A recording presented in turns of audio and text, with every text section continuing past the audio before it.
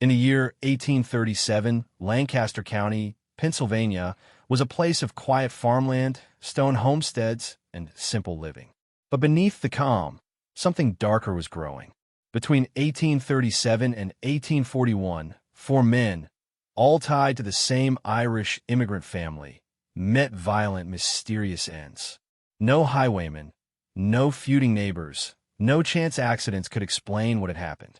The whispers in Lancaster soon pointed toward a single chilling possibility. For sisters, bound by blood and inheritance, may have conspired to eliminate every man who stood between them and the family farm.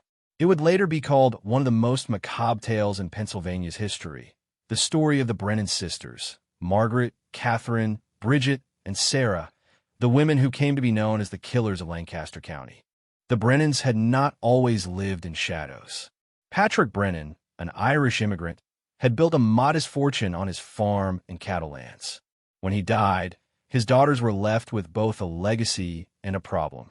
In 1830s rural America, women could not easily inherit property in their own names. Husbands and sons carried the legal weight. Patrick's daughters knew this too well. The eldest, Margaret, was sharp and calculating, a woman who could see loopholes in every rule. Catherine, the second, had a talent for intuition, always guessing people's thoughts before they spoke. Bridget, the third, was strikingly beautiful, with a presence that drew men in but often left them vulnerable. And Sarah, the youngest, was quiet, almost delicate, but no less determined. The farm could only stay in their hands if no man was left to claim it. And so, according to rumor and confession, a pact was made. They would marry, but no husband would live long enough to take control of what belonged to the sisters. The first tragedy came swiftly. Bridget married Thomas Hennessy, a wealthy landowner whose property neighbored the Brennan farm. Within months of their marriage, Thomas was found lifeless on a foggy country road, his horse galloping home without a rider. Locals whispered it was an accident, but the bruises on his neck and the strange calmness of Bridget at the funeral fueled suspicions. A widow already, neighbors muttered, and barely a tear shed. Yet Bridget did not retreat into grief. Instead, she managed her late husband's share with startling confidence, folding it neatly into the Brennan estate. To those who paid attention, it seemed less like tragedy and more like the fulfillment of a plan. Next came Catherine's husband, Hamilton Crawford, a prominent banker from town. His death shocked the county. One freezing December morning, his body was found beneath the ice of a creek near his home. Though he had been seen walking near the frozen waters, no footprints led to the hole where he had drowned. Townsfolk questioned how a man so familiar with Pennsylvania winters could have fallen so clumsily through the ice. But Catherine, dressed in black lace, received mourners with grace and composure, her hand lingering just a little too firmly on the family deeds he left behind. By now, two sisters were widows. Two men were dead, and Lancaster was beginning to talk. It was Judge Matthias Whitman, husband to Margaret, who began to see patterns where others saw coincidence. A man of law, stern and principled, he started keeping notes in a small leather-bound journal, recording the unusual timing of each death, the sudden transfers of property, the hushed conversations he overheard in his own parlor.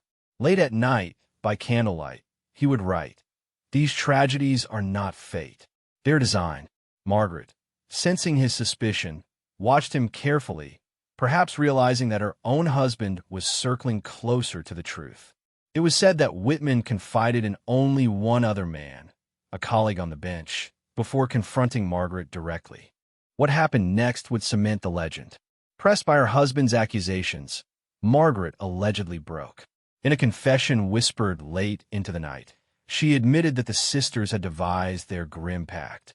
Each husband was chosen not for love, but for utility, land, money, and access to power. Once his usefulness was exhausted, the sisters would rid themselves of him, by strangulation, by drowning, by poison slipped into a drink. Margaret wept as she told her husband she had helped carry out the deeds, yet she insisted it was not greed, but survival. "Our father built this farm," she cried. We would not see it stolen from us because we were born women. But confession did not bring justice. Judge Whitman, torn between law and loyalty, never brought his wife or her sisters before the courts. His notes vanished after his death, leaving only fragments of testimony, half-truths, and the heavy weight of rumor. In the years that followed, Sarah too became a widow, though her husband's end was shrouded in silence, his name barely remembered. By then, Lancaster County had grown weary of scandal. For men were gone, for sisters remained, and no jury ever sat to decide their guilt. Instead, the Brennans carried on, for widows united under a single roof, their lands unbroken, their reputation tainted but untouchable. The story of the Brennan sisters lingers as one of the most haunting legends of Pennsylvania's past. Were they desperate women fighting against a system that denied them ownership of their own lives? Or were they cold-blooded killers, weaving death into the fabric of their family legacy? In the end, Lancaster never knew for certain.